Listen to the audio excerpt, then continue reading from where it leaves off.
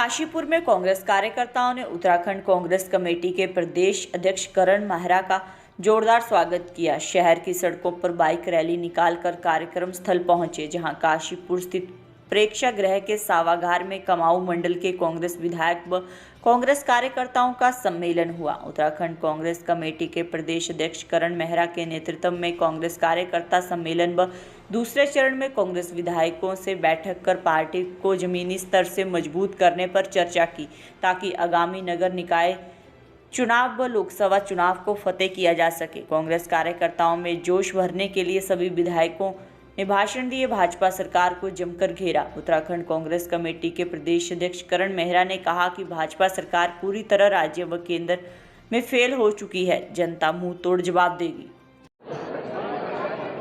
कांग्रेस ने जो आज यहाँ पर कार्यकर्ताओं के साथ, साथियों के साथ संवाद और संपर्क स्थापित किया है, निश्चित रूप से कांग्रेस को एक ताकत, हमारी ताकत कांग्रेस के कार्यकर्ता साथी सहयोगी हैं। और काशीपुर का एक इतिहास है, कांग्रेस का इतिहास। और काशीपुर में जिस तरह से स्वर्गीय नारायण दत्त तिवारी जी, स्वर्गीय श्री सत्येंद्र चंद्र गुड़िया जी ने उस परंपरा को आगे बढ़ाने का काम किया, लेकिन पिछले वर्षों में देखने को मिला है कि कांग्रेस यहाँ पर कमज़ोर हुई है।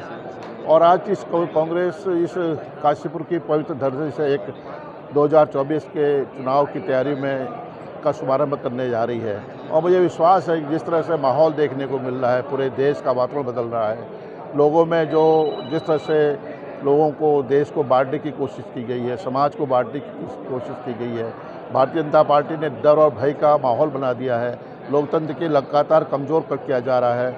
और जिस तरह के का माहौल है, महंगाई चरम सीमा पर है, बेरोजगारी चरम सीमा पर है, और जिस तरह से नौजवानों में एक अपने भविष्य के प्रति अनिश्चितता देखने को मिल रही है।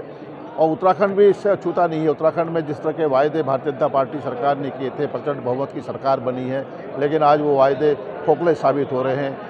जनता ने बदलाव का मन बना लिया, ऐसा महसूस होता है। और निश्चित रूप से 2024 का चुनाव हमारे लिए बहुत बड़ा चुनौती है, और हमने चुनौती को स्वीकार भी किया है, और हम मजबूती से इस चुनाव में हमारी जीत होगी, ऐसा मेरा विश्वास है। आपकी विधानसभा का एक मामला है, 60 दिन हो चुके हैं, उसके बावजूद भी कोई निर्णय नहीं निकल होने वाला, क्या पूरा मामला है? जो ज़मीन का जो हमारे गांव हैं, जिन्हें मालिकाना हक पहले मिल चुका है, लेकिन तत्कालीन मुख्यमंत्री के निर्देश पर तत्कालीन जिलाधिकारी ने एक तुगलकी फरमान जारी किया, और उनकी ज़मीन को जो मालिकाना हक था उसे छीन लिया गया, सरकार में निहित कर दिया गया।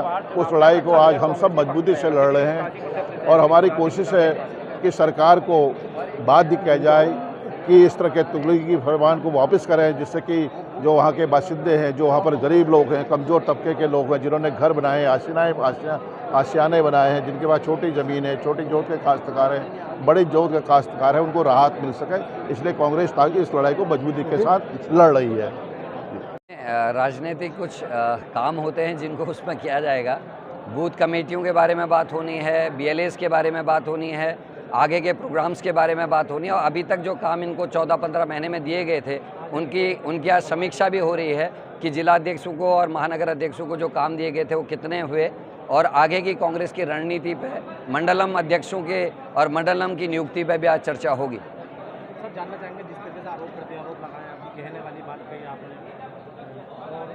देखिए, ढेला नदी में 7 मकान टूटे, बह गए, मंदिर टूटा, लेकिन बीजेपी के जो महापौर हैं और जो बीजेपी के विधायक हैं, उन्होंने कोई मदद नहीं की।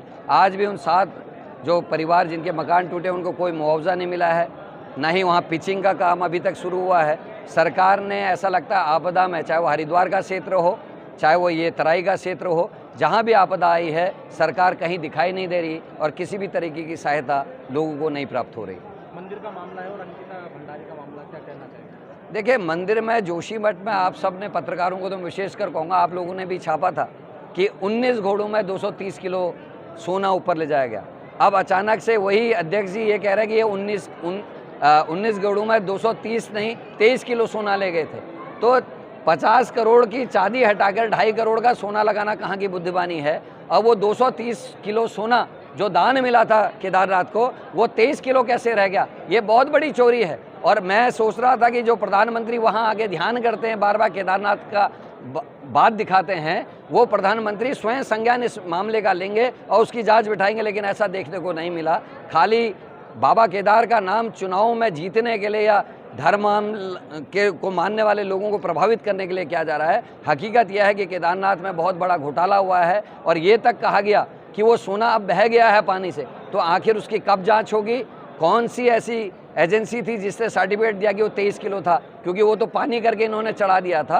तो ये सब जांच के विषय है और आने वाले समय में भगवान शिव जो है इसका न्याय करेंगे। कल एक चर्चित मामला है, मुख्यमंत्री का बयान आया कि मिनी बार अपने घर में खोल सकते हैं आप, तो किस तरीके के बार खुलने जा रहे हैं साहब उत्तराखंड में? देखिए, देवभूमि को शराब भूमि बनाने के पीछे भारतीय जनता पार्टी पीछे लगी हुई है। पहले मोबाइल वैनों के द्वारा शराब पहुंचाने की बात कहती है, अब 5 पेटी मतलब 50 बोतल आदमी अपने घर में रख सकता है।